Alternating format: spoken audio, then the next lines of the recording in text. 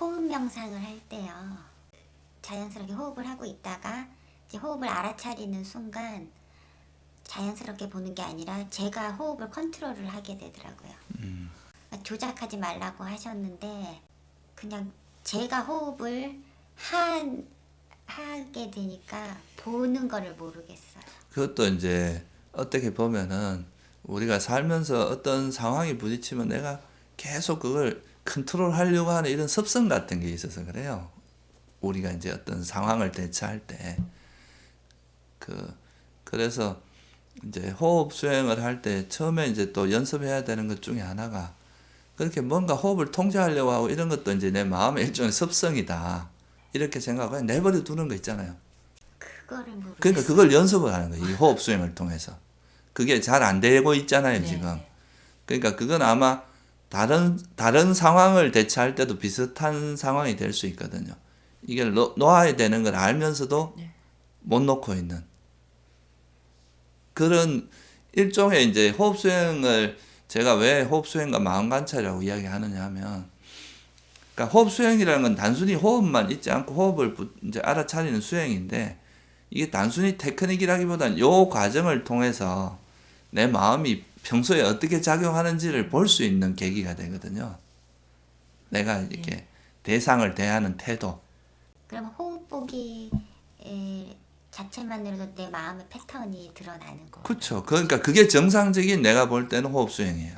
그게 부처님께서 말씀하신 호흡 수행의 포인트라고 나는 보고 있거든요. 근데 보통은 이제 우리가 이런 부분은 조금 이제 이렇게 소실되고 대부분은 보면 이 대상에 집중하는 쪽으로만 지도가 이루어지거든요. 그러다 보니까 사람들이 호흡 수행 하다 보면 더 성질이 나. 잘 안 되고 또 자기 마음은 안 보고 자꾸 대상만 하니까 평소에 자기가 해오던 마음의 습성이 또 그대로 반복되잖아요. 그러니까 이러니까 이제 이 호흡 수행해서 그럼 내가 뭐가 좋아지나 이제 집중력은 좋아지는 것 같은데 실제 자기 마음의 변화가 잘 안 일어날 수 있거든요. 그거는 적어도 제가 판단하기에는 그런 건 바른 산매가 아니에요. 부처님 말씀하신 바른 산매가 아니고 외도들도 그렇게 다 해요. 그러니까 불교 아닌 다른 전통에서도 웬만한 데 집중하는 건 다 가르쳐요. 그런데 이제 불교에서 말하는 그런 바른 산매는 바른 견해가 반드시 같이 있어야 돼요. 지혜가 있어야 되거든요. 그러니까 이 호흡을 통해서 우리 마음에서 이제 이 호흡 수행을 정상적으로 이루어지지 못하게 하는 그런 마음의 습관, 뭐 이런 태도 이런 것들을 바꿔서, 그러니까 말 그대로 이제 호흡은 내버려 두고 그냥 그걸 내가 그냥 한 걸음 떨어서 알아차리는 쪽으로 가면 되게 자연스럽게 호흡이 이루어지는데 그게 아니라 자꾸 이제 이 대상에 자꾸 관여하려고 하고 이걸 내가 마음대로 내 의지대로 통제하려고 하는 이런 이제 태도들이 있으니까 이게 잘 안 되는 측면이 있거든요. 그래서 지금은 이제 호흡이 잘 안 된다고 해도 괜찮거든요. 그런 태도를 바꾸려고 그런 마음을 삶의 태도를. 그렇죠. 이 호흡을 그냥 내버려 두는 연습을 하는 거예요. 호흡을 통해서 그런 연습을 하는 거죠.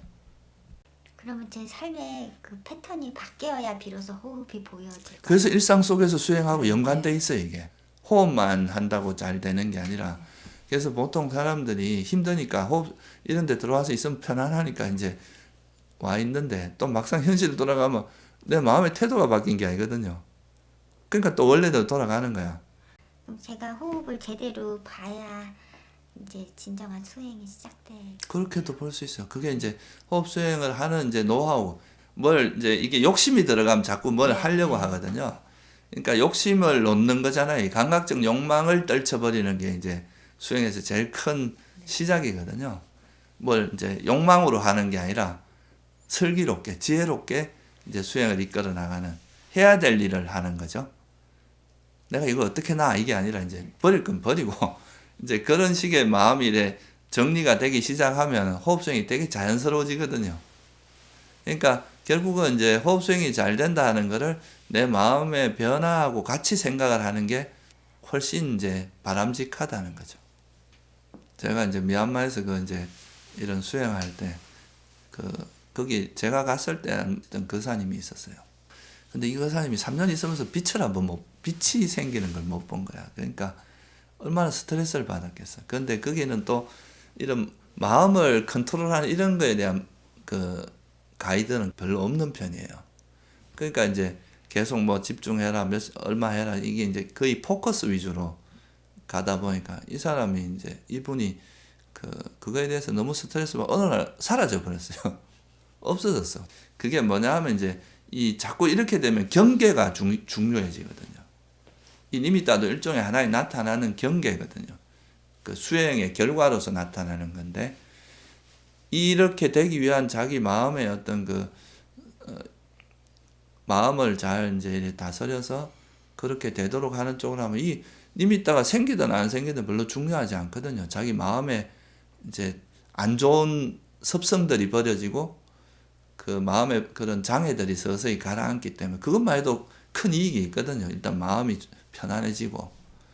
근데 이런 경계가 중요해지고, 이 경계가 없으면 수행을 못하는 시스템이 돼버리면 이런 니미따나 이런 게 안 나타나면 이거는 완전히 이게 이제 그냥 어떻게 보면 되게 괴로운 일이 돼버리는 거예요. 이 수행이. 그거는 이제 제가 볼 때 별로 바람직한 방향이 아니거든요. 그러다 보면은 자기 마음이 어떻게 변하는지 이런 거는 별로 이렇게 관찰 안 하게 되고 자꾸 이 경계만 쫓아가게 되거든요. 그러니까 뭐 봤다, 뭐 경험했다 이런 소리 갖고 이제 자기 수행 경지가 높다고 이제 하는데, 그거는 이제 수행의 포인트가 전혀 다른 방향으로 흘러간 거라고 할 수 있어요.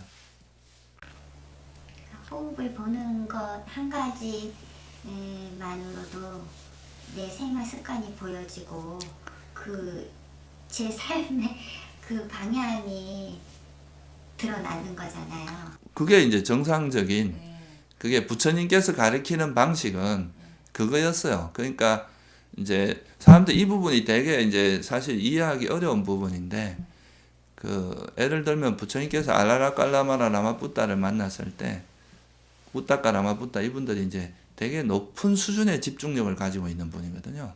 소위 말해서 불교에서 말하는 무소유처나 비상비비상처하고 대응되는 정도의 집중 수준을 갖고 있었어요. 그래서 그걸 무소유처라고 이제 불교에서 그냥 표현을 하는 거죠. 근데 이분들이 없었던 건 뭐냐면, 이게 정확하게 그 기록에 나와 있지는 않지만 제가 이제 뭐 강국스님이나 이런 분들하고 대화를 해보면 그때 당시에 있었던 건 이제 되게 테크닉적인 접근이었다는 거예요. 집중이나 뭐 이런 쪽으로. 그러니까 되게 마음을 이렇게 막 몰아가서 그쪽으로 가게 하는 이런 거였을 거라고 봐요.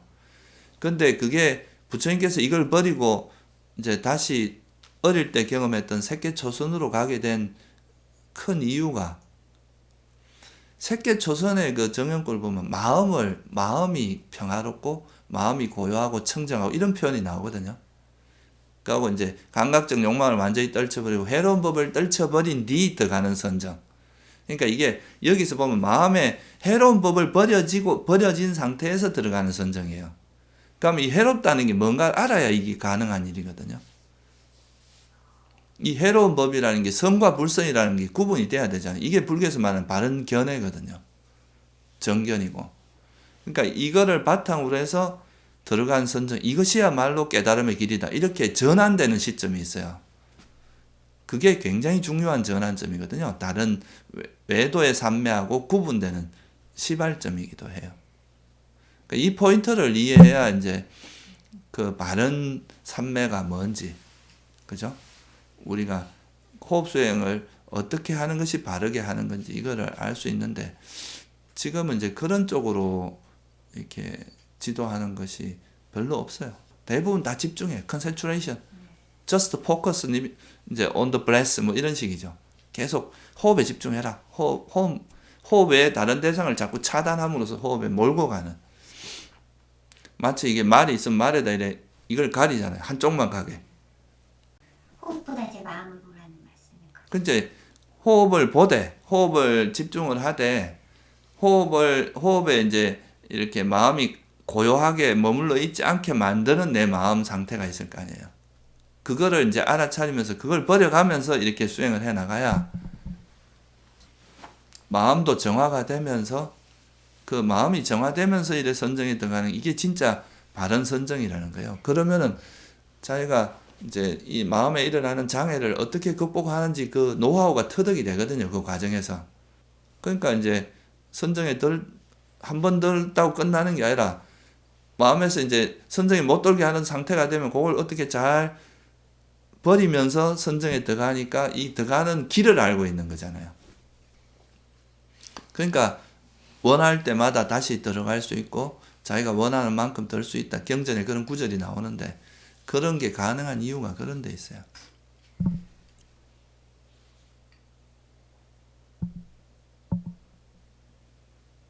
이건 제가 되게 자주 이야기하는데도 막상 이제 자기 수행에 잘 적용을 잘 안 하더라고요, 사람들이.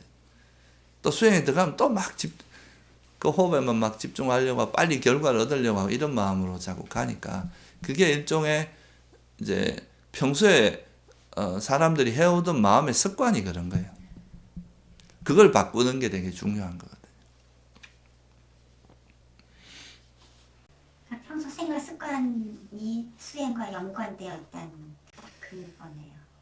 아니 그래서 그게 이제 결국은 그거잖아요. 우리가 호흡 수행에서 이제 마음을 고요하게 했는데 이거 이제 이럴 때 훈련된 게 일상으로 가서도 그 여기서 훈련되고 우리가 감을 잡은 게 일상에서도 그대로 이어져야 되잖아요. 그게 정상적인 수행의 흐름이죠. 또 일상에서 그런 이제 번뇌에 노출이 안 되고 그런 법이 해로운 게 일어날 때마다 이제 놓는 힘이 있으면 앉아서도 쉽게 되거든요. 이게 서로 이렇게 같이 가는 거죠. 근데 앉아서만 하는 수행은 제한된 부처잖아요. 거기서만 수행자가 되고 일상으로 돌아가면 또 원래대로 돌아가고. 근데 실제로 우리가 삶 속에서 이루어지는 모든 것들은 다 일상에서 이루어지는 거지. 앉아서는 그런 거를 이제 좀 체계적으로 감을 잡고 그 패턴을 익혀서 그걸 일상에서도 적용되도록 하는 거예요. 앉아서 공부는 그게 전부는 아니거든요. 그 일상에서 공부가 어떤 면에서는 더 중요하죠. 왜냐하면 제가자들 같은 경우는 자선으로 공부할 수 있는 시간이 되게 제한돼 있잖아요. 앉아 있을 수 있는 시간이. 그러니까 일상 속에서 내가 그런 번뇌가 일어날 때마다 알아차리고 자꾸 놓는 연습을 해서 마음을 고요하게 유지하는 그 훈련을 많이 해야 그게 공부가 유지가 돼요. 앉아서 뭐 기껏 해봐야 1시간 하는데 이게 나머지 23시간 유지가 되기 힘들거든요.